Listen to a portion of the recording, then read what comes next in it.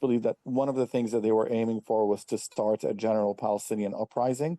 That hasn't materialized. I mean, since October, there's been an uptick in violence in the West Bank, but you haven't had that general uprising, and the worry is that that might happen at some point. At least 10 Palestinians have been killed in the occupied West Bank in what Israel has called a counter-terrorism operation.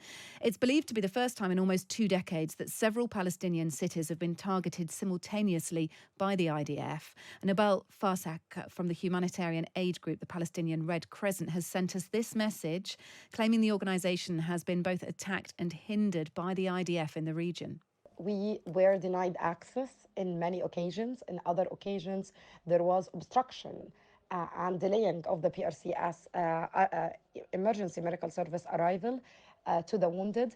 Not only that, but also direct attacks at our staff in Al-Farha refugee camp in Tubas. Today, Israeli forces raided our medical point in Al-Farha, detained the staff for a while, cut all of the communications. We have lost contact with them before the Israeli forces withdrew from the location. They assaulted the director of the EMS center in Tubas. All right. Well, listening to that was Lieutenant Colonel Jonathan Conricus, a former IDF spokesperson and senior fellow at the Foundation for Defence of Democracies. A warm welcome to you, Jonathan. Thank you so much for being with us. I wonder if you could respond to the Palestinian Red Crescent there, saying that their efforts in offering humanitarian aid in the West Bank were hindered today. Their medical checkpoints were raided, staff were assaulted and detained. She said. Definitely. I definitely heard what she said, and I heard your introduction, which failed to mention the spike in Palestinian terrorist violence over the last 3 years, which failed to mention the suicide bombings that just miraculously didn't end up in killing scores of Israelis just less than a week ago. Explosives that went off a bit early, killed the terrorist, but didn't kill many Israelis.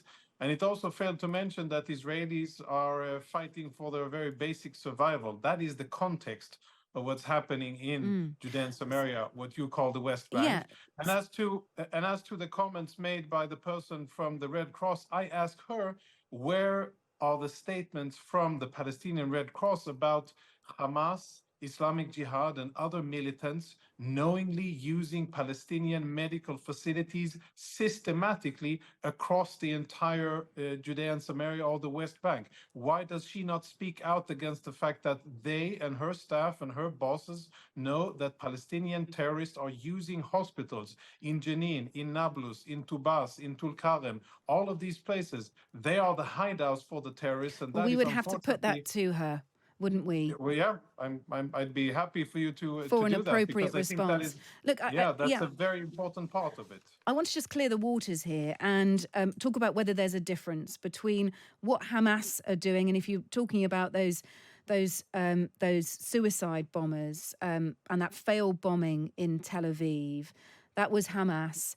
About what that directly has to do with what's happening in the West Bank, in those Palestinian areas of the West Bank. There's obviously huge conflict going on in Gaza. And for our listeners, they want to know how that immediately relates to a threatened suicide bomb by Hamas in Tel Aviv. Right. I'd be very happy to try to explain. So what we've seen, and this has been measured by non-Israeli think tanks and others very systematically, over the last 3 years, there's been a steady and growing incline spike in violence coming out of Palestinian terrorist organizations against military targets and civilian targets in Israel and also in Judea and Samaria. We see it across the board. It's mostly happening in the northern part of Judea and Samaria, what Israelis call Samaria, or the northern West Bank.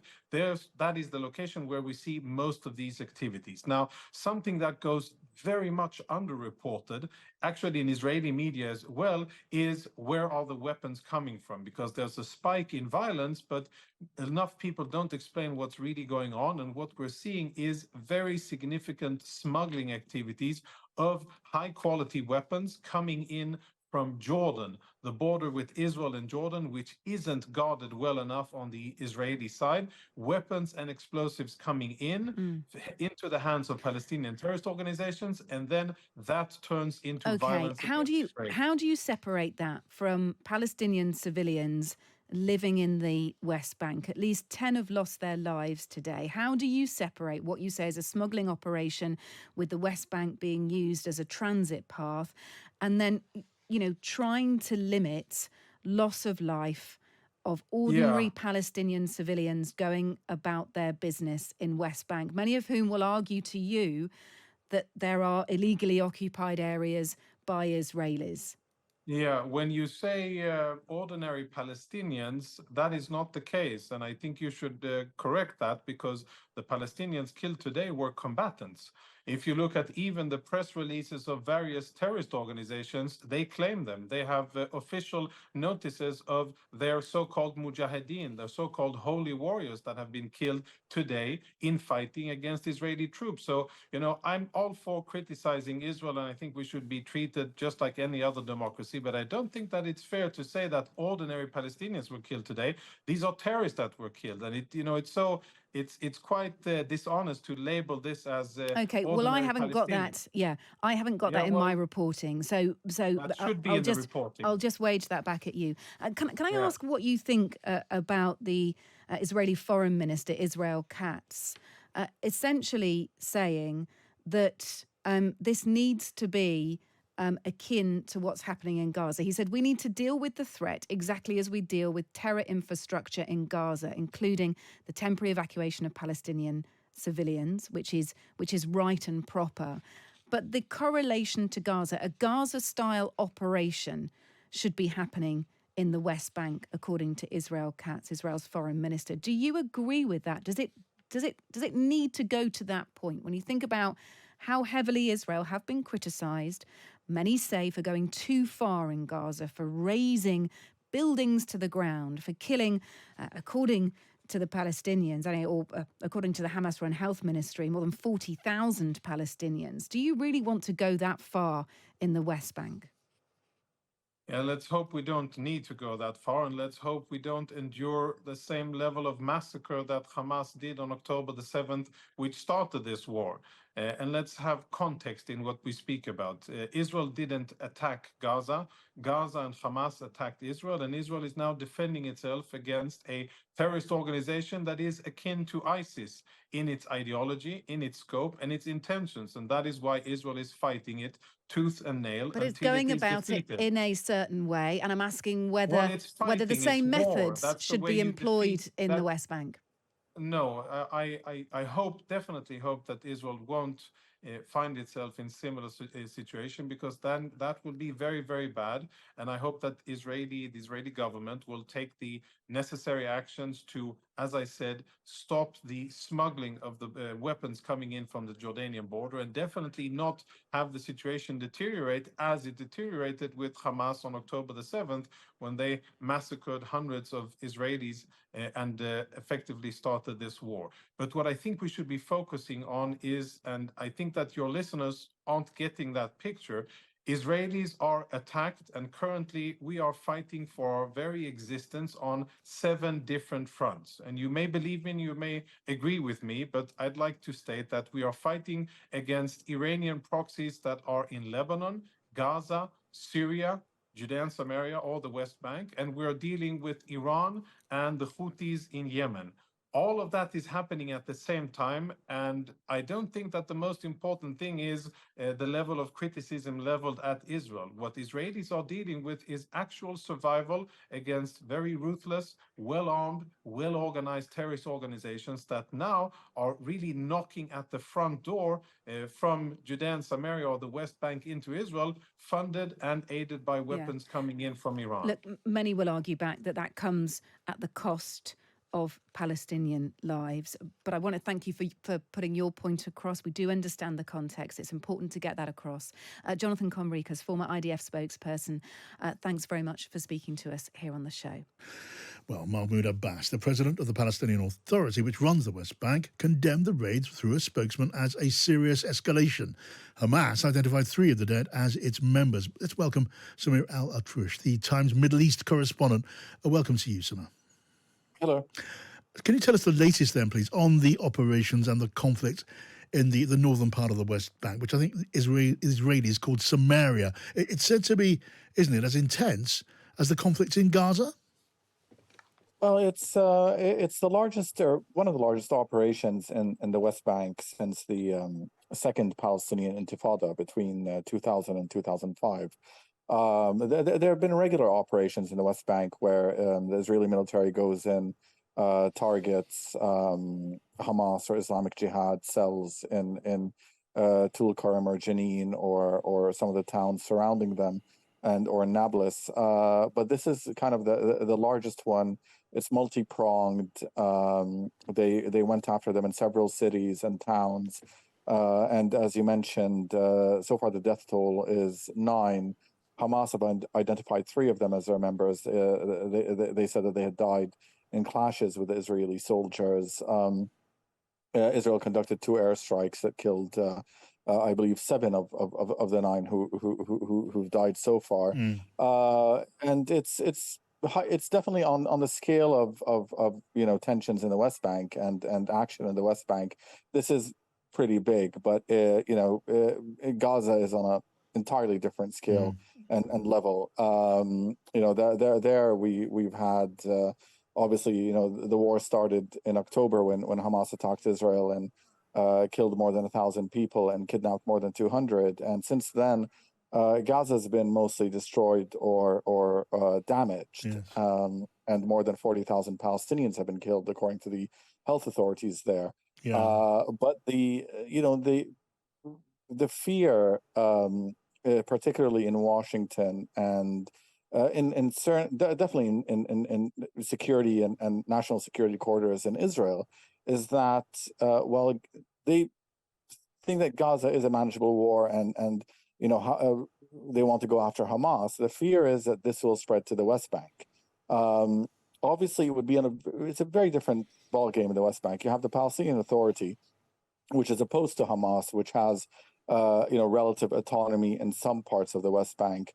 You have Israeli settlements; almost 500,000 settlers live in the West Bank. Hamas don't have the arsenal in the West Bank that they had in Gaza. Yeah. But the fear is that you would have a general uprising akin to the first Intifada in the late 1980s and the second Intifada. That would sweep away the Palestinian Authority. Yes. And it would just be very, very difficult to predict what happens after that. That's something that Hamas has repeatedly called for. Hamas certainly aimed for with their October 7 attack on Israel. It's believed that one of the things that they were aiming for was to start a general Palestinian uprising. That hasn't materialized. Since October, there's been an uptick in violence in the West Bank, but you haven't had that general uprising, and the worry is that might happen at some point. Yeah. So that's why I think Washington has repeatedly called for restraint in the West Bank. It's sanctioned some of the extremist settlers who have clashed with Palestinians and often provoke the Palestinians there. They've sanctioned several of their leaders, and even some within the settlers movement say, well, these people don't represent us, and they've been compared to pyromaniacs. But there's concern that the West Bank is a powder keg, and nobody wants to see it blow up. Yeah, so interesting, Samir. And I think the reference or the comparison to Gaza that I read was a comparison between the conflict active now, not what has happened since October the 7th. Can you tell us a bit more about the opposing forces in this conflict on the West Bank, and in particular the role of Iran in funding and supplying the armed militants there on the West Bank? Well, that's certainly what the Israeli army is accusing the. That's what they said today. That and the Israeli army said these are Iranian-linked militants. It wouldn't, it's not implausible. Definitely, there is reason to believe that Iran has funded and encouraged cells in the West Bank. It would be indirect funding. It would go through their Hamas allies who are in Lebanon, like the Hamas representatives in Lebanon, or through Hezbollah, which passes it on. It could be direct as well to there would be middlemen involved. Israel assassinated last week, I believe, a member of Al-Aqsa Martyrs, which is another militant group that's loosely affiliated with the ruling Fatah party. And he was in Lebanon, and they said that he had been involved in trying to funnel arms and facilitate attacks from the West Bank. Another person who was key to all of this was Saleh al-Aruri, who was a senior Hamas member, a senior Hamas leader who was assassinated in an Israeli airstrike in January of this year in Beirut. And Aruri's really one of his main portfolios was to organize cells in the West Bank and to for them to carry out attacks. So there would be an Iranian linkage in that sense, but it would be more a matter of convenience and alliance for these Palestinian groups rather than them acting as proxies for Iran. Right. I think Iran is willing to fund any group that is in conflict with Israel, Really, and to support them. And Iran also, they do not get along with Mahmoud Abbas, the Palestinian Authority president, who is in the West Bank. It's really, really helpful perspective. Samir Al-Atrush, thank you. The Times Middle East correspondent.